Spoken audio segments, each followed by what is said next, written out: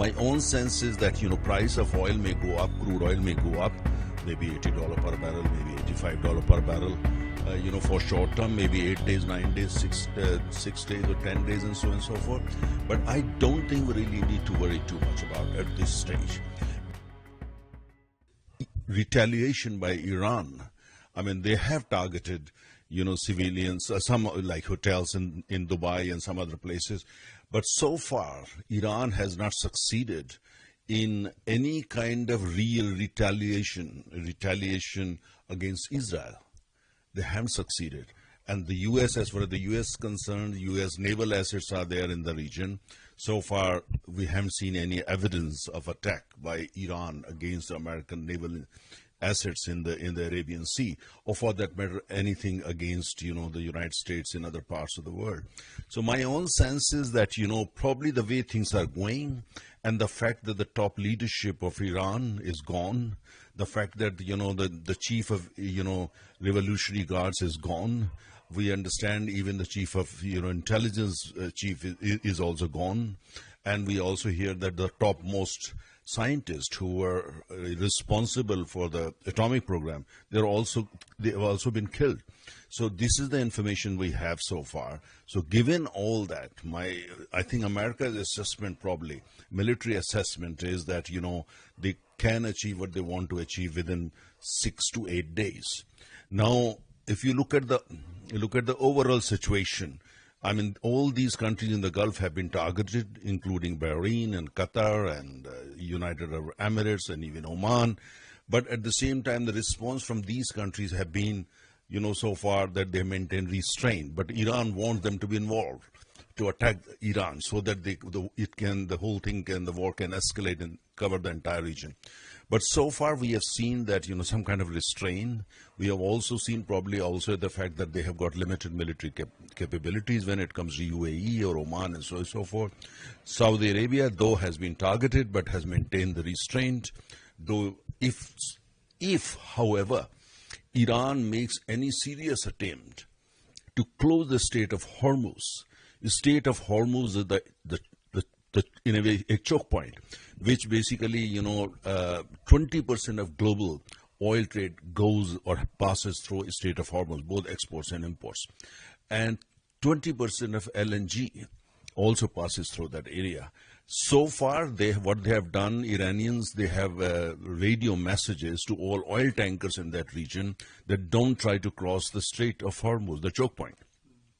If you did that, then they will attack. But the result is that, all oil tankers north of Strait Hormuz, they are anchored there. And those who are going on the way to collect oil from Saudi Arabia, Iraq, or Kuwait, and Abu Dhabi, they basically are stopped there. So no movement at the moment. However, if there is any serious attempt by Iran to target Strait of Hormuz or to mine it or to close it, that would basically, attract response from the United States, and I suspect response even from Saudi Arabia. Saudi Arabia is not going to accept it because for them it's all bread and butter, everything. So therefore, but so far Iran has been careful not to do it. So I think, I'm worried about the way things are going, but my own sense is that probably within the next 7 to 8 days or 9 days, things will begin to stabilize. Probably the United States and Israel are going to say, all right, we have achieved what we have set out to achieve, and they will call for peace or negotiations and so on and so forth. That's a very, if you look at the oil sector as a whole, since oil is a very important commodity for the global economy, and since India is so heavily dependent on oil from, that region, 60% of crude oil that we purchase comes from the Persian Gulf area. Therefore, Strait of Hormuz becomes very, very important for us.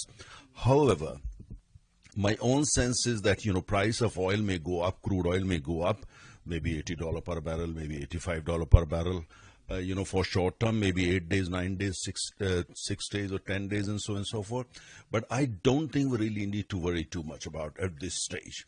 आज तक विदेश में जो हमारा भारतीय लोगों को समस्या जैसे होते हैं, उसको लाने में और संभालने में प्रधानमंत्री मोदी जी के नेतृत्व में जो आज तक होते आए हैं, कभी भी पहले ऐसा कोई सरकार नहीं करते थे। इतना व्यापक सहायता करते हैं। वो तो हमारे विदेश मंत्रालय उसमें अपने अपने मिशंस होते हैं हर देश में, वो मिशन के माध्यम से भारतीय लोगों को मदद करते हैं हमेशा। डिटेल आई है कहाँ नहीं, वो तो विदेश मंत्रालय को मालूम होगा। The Middle East is in chaos, and Indian stock market investors have strong reasons to be concerned. The United States and Israel have launched a joint attack on Iran, killing Supreme Leader Ayatollah Ali Khamenei, who ruled the country for over 3 decades. In retaliation, Iran has fired missiles at Israel and several Gulf nations, including Saudi Arabia, Bahrain, Qatar, Kuwait, and the United Arab Emirates, where US military bases are located. The escalating tensions in West Asia have raised fears that the conflict could spiral into a major regional war, with serious implications for global stability, trade, and energy markets. India is watching the economic impact. A major share of its oil imports flows through the Strait of Hormuz. Any prolonged conflict can disrupt energy supplies. Shipping costs can rise. Insurance premiums can spike. That would directly affect India's inflation and growth. Oil prices have surged sharply amid concerns over supply disruptions from the Middle East.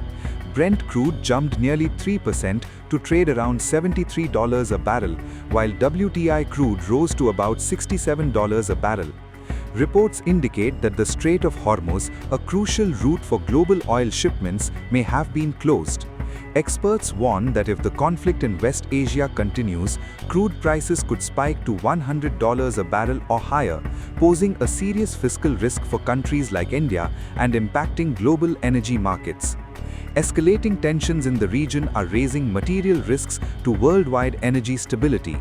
Any disruption or blockage of the Strait of Hormuz, which handles nearly 20% of global oil supply, could sharply increase crude prices, push up freight and logistics costs, and reignite inflationary pressures across the globe, adding further uncertainty to international trade and economies.